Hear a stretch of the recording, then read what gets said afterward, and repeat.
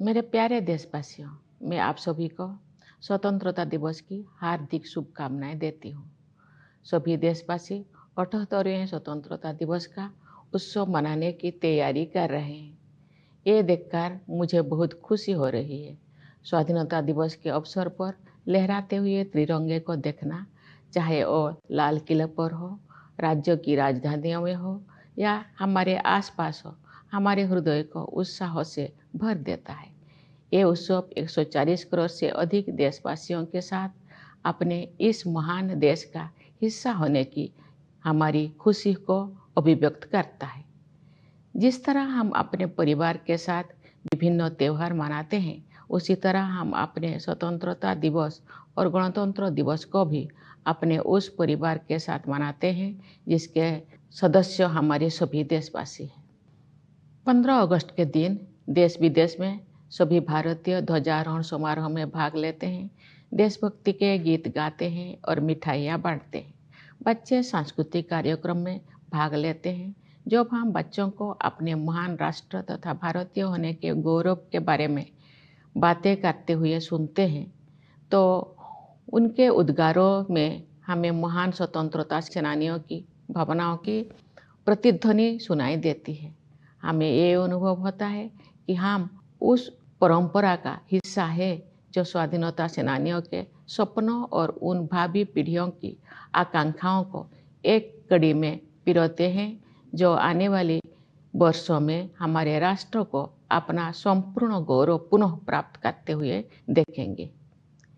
इतिहास की इस श्रृंखला की एक कड़ी होने का बोध हमारे अंदर विनम्रता का संचार करता है। ये बोध हमें उन दिनों की याद दिलाता है जब हमारा देश विदेशी शासन के अधीन था। राष्ट्रभक्ति और वीरता से ओतप्रोत देश प्रेमियों ने अनेक जख्म उठाए और सर्वोच्च बलिदान दिए। हम उनकी पावन स्मृति को नमन करते हैं। उनके अथक प्रयासों के बल पर भारत की आत्मा सदियों की नींद से जाग उठी, अंतर्धारा के रूप में सदैव विद्यमान रही। हमारी विभिन्न परंपराओं और मूल्यों को पीढ़ी दर पीढ़ी हमारे महान स्वाधीनता सेनानियों ने नई अभिव्यक्ति प्रदान की। मार्गदर्शक नक्षत्र की तरह राष्ट्रपिता महात्मा गांधी ने स्वाधीनता संग्राम की विभिन्न परंपराओं और उनकी विविध अभिव्यक्तियों को एकजुट किया। साथ ही सरदार पटेल, नेताजी सुभाष चंद्र बोस और बाबा साहेब आम्बेडकर तथा भगत सिंह और चंद्रशेखर आजाद जैसे अनेक महान जननायक भी सक्रिय थे। ये एक राष्ट्रव्यापी आंदोलन था जिसमें सभी समुदायों ने भाग लिया। आदिवासियों में तिलका मांझी, बिरसा मुंडा, लक्ष्मण नायक और फूलो जानो जैसे कई अन्य लोग थे जिनके बलिदान की अब सराहना हो रही है। हमने भगवान बिरसा मुंडा की जयंती को जनजातीय गौरव दिवस के रूप में मनाना शुरू किया है। अगले वर्ष उनकी 150वीं जयंती का उत्सव राष्ट्रीय पुनर्जागरण में उनके योगदान को और अधिक गहराई से सम्मान देने का अवसर होगा।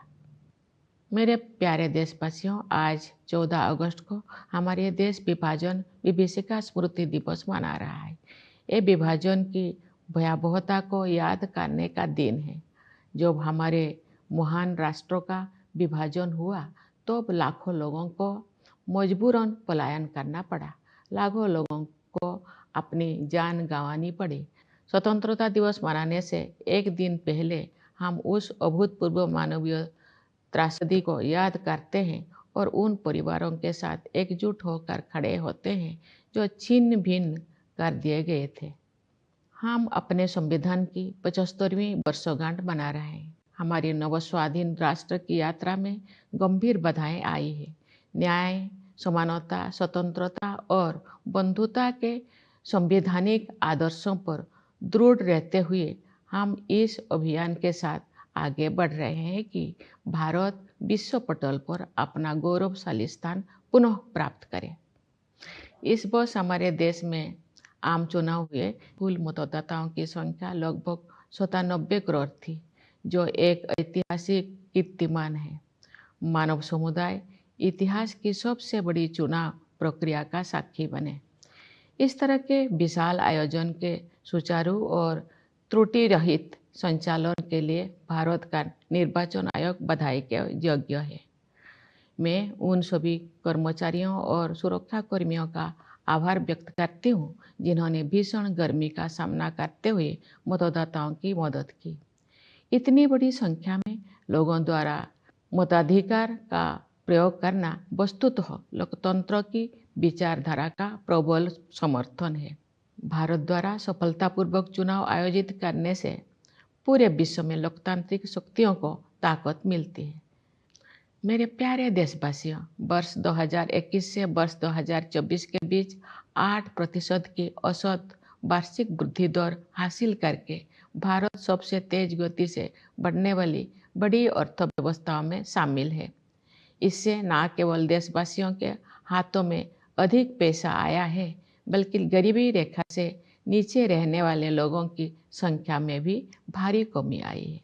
जो लोग अभी भी गरीबी से पीड़ित हैं, उनकी सहायता करने के साथ साथ उन्हें गरीबी से बाहर निकालने के लिए भी सभी प्रयास किए जा रहे हैं। उदाहरण के लिए कोविड-19 के शुरुआती चरण में आरंभ की गई पीएम गरीब कल्याण अन्न योजना के तहत लगभग 80 करोड़ लोगों को मुफ्त राशन दिया जा रहा है, जो ये भी सुनिश्चित करते हैं कि जो लोग हाल ही में गरीबी से बाहर आए हैं, उन्हें पुनः गरीबी में जाने से रोका जा सके। ये हम सभी के लिए गर्व की बात है कि भारत दुनिया की 5वीं सबसे बड़ी अर्थव्यवस्था बन गए हैं और हम शीघ्र ही विश्व की 3 शीर्षस्थ अर्थव्यवस्थाओं में स्थान प्राप्त करने के लिए तैयार है। ये सफलता किसानों और श्रमिकों की अथक मेहनत, नीति निर्माताओं और उद्यमियों की दूरगामी सोच तथा देश के दूरदर्शी नेतृत्व के बल पर ही संभव हो सकी है। हमारे अन्नदाता किसानों ने उम्मीदों से बेहतर कृषि उत्पादन सुनिश्चित किया है। ऐसा करके उन्होंने भारत को कृषि क्षेत्र में आत्मनिर्भर बनाने और हमारे देशवासियों को भोजन उपलब्ध कराने में अमूल्य योगदान दिया है। हाल के वर्षों में इंफ्रास्ट्रक्चर को काफ़ी बढ़ावा मिला है। सुविचारित योजनाओं एवं प्रभावी कार्यान्वयन ने सड़कों और राजमार्गों, रेलवे और बंदरगाहों का जाल बिछाने में मदद की है। भावी प्रौद्योगिकी की अद्भुत क्षमता को ध्यान में रखते हुए सरकार ने सेमीकंडक्टर और आर्टिफिशियल इंटेलिजेंस जैसे कई क्षेत्रों को बढ़ावा देने पर विशेष बल दिया है। साथ ही स्टार्टअप्स के लिए एक आदर्श इकोसिस्टम भी बनाया है, जिससे उनके विकास को गति मिलेगी। इससे निवेशकों में भारत के प्रति आकर्षण और अधिक बढ़ गया है। बढ़ती हुई पारदर्शिता के साथ बैंकिंग हम सभी के लिए गर्व की बात है कि भारत दुनिया की 5वीं सबसे बड़ी अर्थव्यवस्था बन गए हैं और हम शीघ्र ही विश्व की 3 शीर्षस्थ अर्थव्यवस्थाओं में स्थान प्राप्त करने के लिए तैयार है। ये सफलता किसानों और श्रमिकों की अथक मेहनत, नीति निर्माताओं और उद्यमियों की दूरगामी सोच तथा देश के दूरदर्शी नेतृत्व के बल पर ही संभव हो सकी है। हमारे अन्नदाता किसानों ने उम्मीदों से बेहतर कृषि उत्पादन सुनिश्चित किया है। ऐसा करके उन्होंने भारत को कृषि क्षेत्र में आत्मनिर्भर बनाने और हमारे देशवासियों को भोजन उपलब्ध कराने में अमूल्य योगदान दिया है। हाल के वर्षों में इंफ्रास्ट्रक्चर को काफ़ी बढ़ावा मिला है। सुविचारित योजनाओं एवं